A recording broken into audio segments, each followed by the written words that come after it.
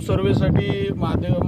औद्योगिक विकास महामंडळाची या ठिकाणी सर्वेची टीम आलेली आहे। 15 मार्च रोजीच्या HPC कमिटीमध्ये कुंबळी, थेरगाव, रोळगाव या भागातील MIDCला तत्वता मान्यता मिळाल्यानंतर प्रकरण 6 कलम 2 खंड ग अन्वये या ठिकाणी कारवाई अपेक्षित होती त्याप्रमाणे या ठिकाणी कारवाईला सुरुवात झाली आहे। या भागाची अस्मिता आमदार प्राध्यापक राम शिंदे साहेब यांनी यासाठी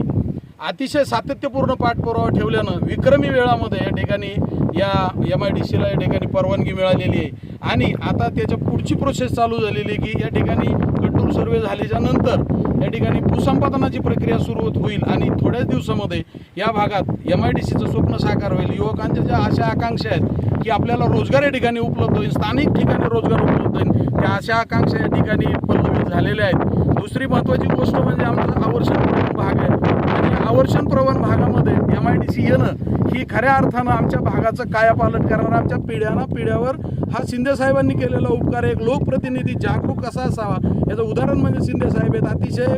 आवर्षण प्रवण आणि तालुक्यापासून तुटलेला आमचा असा भाग आहे आणि या भागाचा कायापालट आणि मुख्य विकासाच्या प्रवाहात हा आमचा तरुण, हा आमचा भाग यामुळे येणार आहे आणि त्यामुळं शिंदे साहेब असतील, मुख्यमंत्री एकनाथजी शिंदे असतील, देवेंद्रजी फडणवीस असतील, उपमुख्यमंत्री अजितदादा पवार असतील, उद्योगमंत्री उदयजी सामंत असतील, या सर्वांचंच ग्रामस्थांच्या वतीनं मी या ठिकाणी आभार मानतो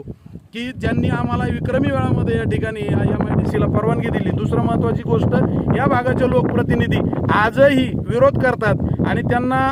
प्राध्यापक आमदार राम शिंदे साहेबांनी उघडं पाडलेलं आहे की तुम्ही जर या ठिकाणी ही MIDC फॉरेस्ट वगैरे भागात येत असेल तर तुम्ही सदर अधिकाऱ्यांवर कारवाई करा की अहवाल चुकीचा दिला किंवा आमदार फसवत असतील तर त्यांच्या हक्कभंग ठराव तुम्ही आणा, असं ओपन चॅलेंज त्यांनी आमदार प्राध्यापक राम शिंदेंनी केलेलं आहे। परंतु सभागृहाच्या बाहेर लोकांची दिशाभूल करायची, आमच्या इकडे प्रचाराला आल्याच्या नंतर सुद्धा लोकसभेच्या त्यांनी सांगितलं इथं फॉरेस्ट होणारच नाही, असंच नाही, अक्षरशः तोंडचा घास हिरावून घेण्याचा प्रकार या लोकप्रतिनिधींनी केला। आता अक्षरशः ते लोकप्रतिनिधी आहेत, एका सभागृहाचे सदस्य आहेत, त्यांच्याविषयी माझ्यासारख्या छोट्या कार्यकर्त्यांना बोलणं बरोबर नाही, परंतु सभागृहामध्ये लोकांचे प्रश्न मांडायचे असतात हे बहुतेकदा रोहित पवार विसरून गेलेत। कोणीतरी इन्व्हेस्टरची जागा त्यांच्या थ्रू त्या ठिकाणी MIDCला जावा म्हणून त्यांनी त्या ठिकाणी जुन्या ठिकाणी MIDC घालण्याचा घाट घेतला आहे। HPCनं जर या ठिकाणी 15 मार्चला जर MIDCला तत्वता मान्य दिली असेल तर आता रोहित पवार कर्जत तालुक्यात कुठली MIDC मागत आहेत हा रोहित पवारला सर्वसामान्य लोकांचा आमच्या परिसरातला सवाल आहे आणि तुम्हाला आम्ही जर मतं दिली असतील तर तुम्ही आमचं प्रतिनिधित्व करता का तुम्ही आम्हाला काढायला निघालात, हा मुख्य सवाल या ठिकाणी लोकांमधून उपस्थित होतो आहे।